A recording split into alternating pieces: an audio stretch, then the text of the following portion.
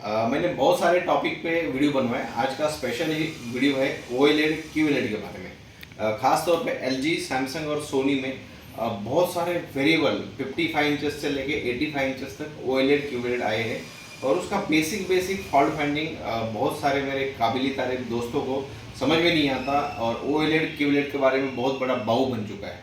तो basic problems के बारे में आज हम लोग बात करेंगे। OLED के बेसिक स्ट्रक्चर्स के बारे में बात करेंगे।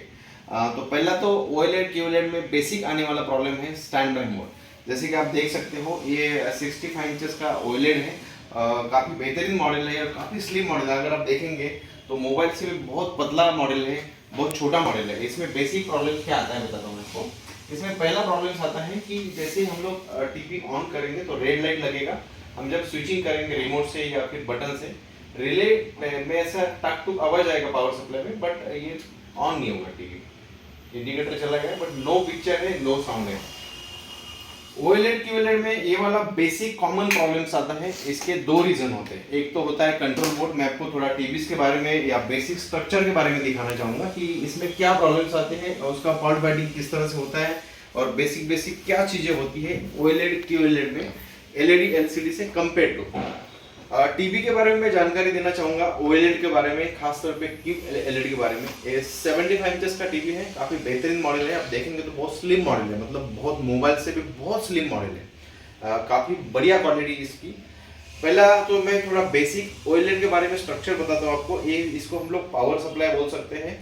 इसी में ही कुछ हिस्सा इन्वर्टर बोर्ड का भी होता है। एक्चुअली मोस्टली OLED QLED में बैकलाइट नहीं होता, उसके फिक्सल्स में ही उनके लाइट्स होते हैं। जैसे कि आप बाकी LED LCD देखा होगा कि उसमें बैकलाइट यूज किया जाता है, बट OLED QLED में वो वाली चीजें नहीं होती। उसमें कंट्रोल बोर्ड दिया जाता है, उसके माध्यम से उसके बैकलाइट उसके पैनल के फिक्सल्स में ही दिए जाते हैं ताकि उसका ब्राइटनेस, उसकी क्लैरिटी, उसका शार्पनेस, उसका फिक्सल्स रेजोल्यूशन वो हमें काफी बढ़िया नजर आता है। दूसरा हम लोग कंट्रोल बोर्ड बोल सकते हैं। इसको हम लोग टिकॉन बोर्ड भी बोलते हैं। इसमें आधा इन्वर्टर बोर्ड होता है, आधा टिकॉन बोर्ड होता है, जिसको हम लोग लॉजिक बोर्ड भी कहते हैं। और मदरबोर्ड में भी इसके बहुत सारे टिकॉन बोर्ड का भी हिस्सा रहता है। इसका CPU डिवीजन रहता है और कुछ हिस्सा इसका पावर सप्लाई का भी आता है, क्योंकि यहाँ से ही पूरा स्विचिंग सप्लाई पावर सप्लाई को रिटर्न जाता है और तब जाके OLED ये स्टार्ट होता है और हमें पिक्चर सामने दिखता है।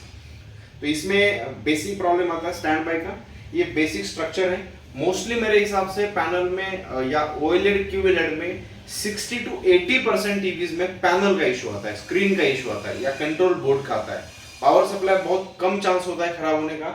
मदरबोर्ड के भी इसमें बहुत सारे 3-4 प्रोटेक्शन दिए गए हैं। अगर आपको किसी को हेल्प चाहिए कुछ मदरबोर्ड के प्रोटेक्शन के बारे में या फिर कंट्रोल बोर्ड के कुछ पार्ट्स NC करने के बारे में, तो हमने कुछ लिंक भी दिए हैं या फिर हमने इस वीडियो के नीचे एक टोल फ्री नंबर दिया है कंपनी का, उससे भी आप कांटेक्ट करके हमारी हेल्प ले सकते हो।